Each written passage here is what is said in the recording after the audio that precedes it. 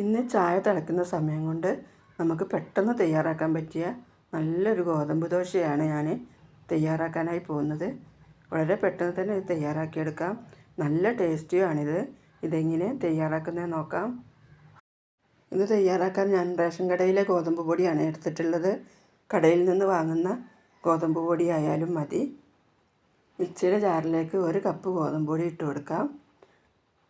അതിലേക്ക് 1/4 കപ്പ് തേങ്ങ, 1 കോഴിമുട്ട പൊട്ടിച്ച് ഒഴിച്ചു കൊടുക്കാം. ഇനി ഇതിലേക്ക് ആവശ്യത്തിനുള്ള ഉപ്പ് ചേർത്ത് കൊടുക്കാം. ഇനി 1 കപ്പ് ഗോതമ്പ് പൊടിക്ക് 1 കപ്പ് വെള്ളം ചേർത്താൽ മതി. സാദാ വെള്ളം ചേർത്താൽ മതി. ഇനി ഒരു സ്പൂൺ വെച്ചത് നല്ലപോലെ ഒന്ന് ഇളക്കി യോജിപ്പിച്ച് കൊടുക്കാം.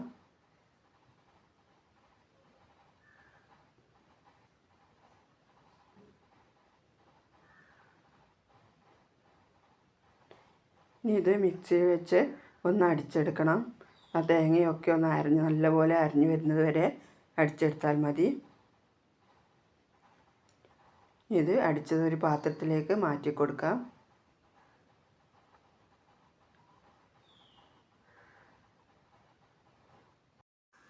ഇനി ഇതിലേക്ക് 1/4 ടീസ്പൂൺ സോഡാപ്പൊടി ചേർത്ത് കൊടുക്കാം.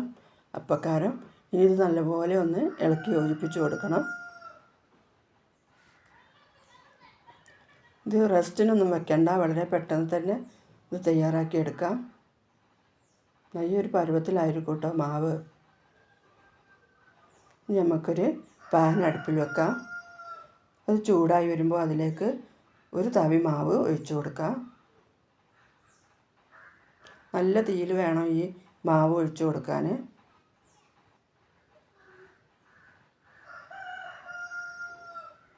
അതിൽ കൊമളകൾ വന്ന് തുടങ്ങുമ്പോൾ നമുക്കിതൊന്ന് മൂടി വെച്ച് ചെറിയ തീയിൽ വേവിച്ചെടുക്കണം.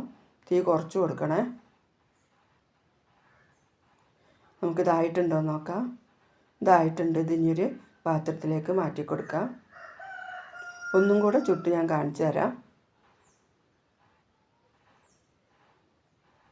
നിങ്ങൾക്ക് എണ്ണ വേണമെങ്കിൽ ഇതിൻ്റെ മുകളിൽ കുറച്ച് എണ്ണ, നെയ്യോ എന്തെങ്കിലും പരട്ടി കൊടുക്കാം. ഞാനൊന്നും ചേർത്തിട്ടില്ല.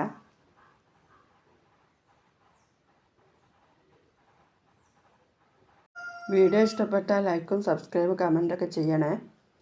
ലൈക്ക് ചെയ്യണേ എല്ലാവരും. ഇനി ഇതായോ നോക്കാം. ഇനി ഇതൊരു പാത്രത്തിലേക്ക് മാറ്റാം. എല്ലാം നമുക്ക് ഇതുപോലെ തയ്യാറാക്കിയെടുക്കാം. എല്ലാം തയ്യാറാക്കിയെടുത്തിട്ടുണ്ട്. നല്ല സോഫ്റ്റും ടേസ്റ്റിയായ അപ്പമാട്ടോ അത്. എല്ലാവരും തയ്യാറാക്കി നോക്കണേ. വളരെ പെട്ടെന്ന് ഇത് തയ്യാറാക്കിയെടുക്കാം.